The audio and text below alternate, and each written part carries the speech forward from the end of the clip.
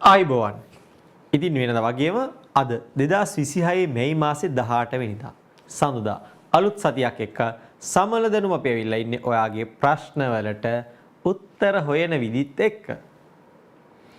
තල් ගසට වඩා පොල් ගස උසින් වැඩි.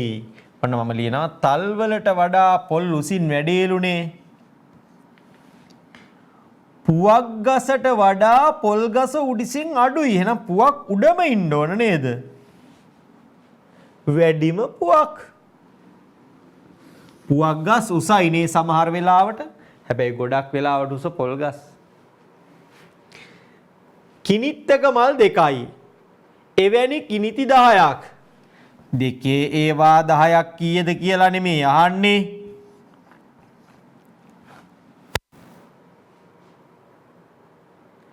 මල්ලී ළඟ මිදිගෙඩි 6ක් තිබුණා.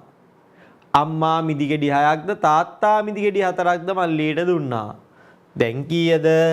මල්ලි ගාව තිබ්බ 6ට අම්මා දුන්න 6යි තාත්තා දුන්න 4යි එකතු වෙනවා.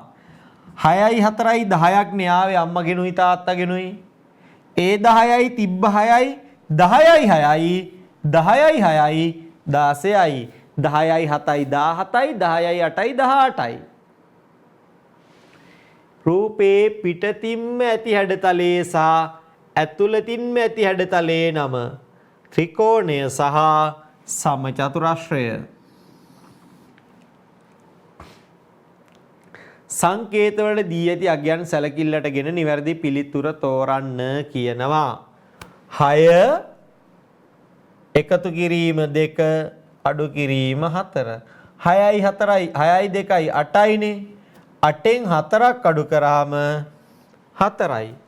8න් 4ක් අඩු කරාම 4යි.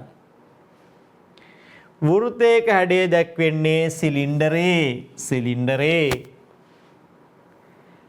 කොටුව තුල ඇති රූප ගණන අකුරින් ලියන්න. 1 2 3 4 මේ 4 වලේද තියෙන 4 8 12 16 20 24 28 32 36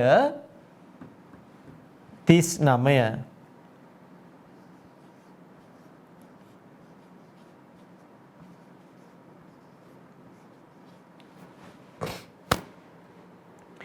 ඔන්න ඔය විදියට අද දවසේ නියමිත ප්‍රශ්න අවසන් වෙනවා. ඉතින් ඔයාලගෙත් ඔක්කොම හරි නේද?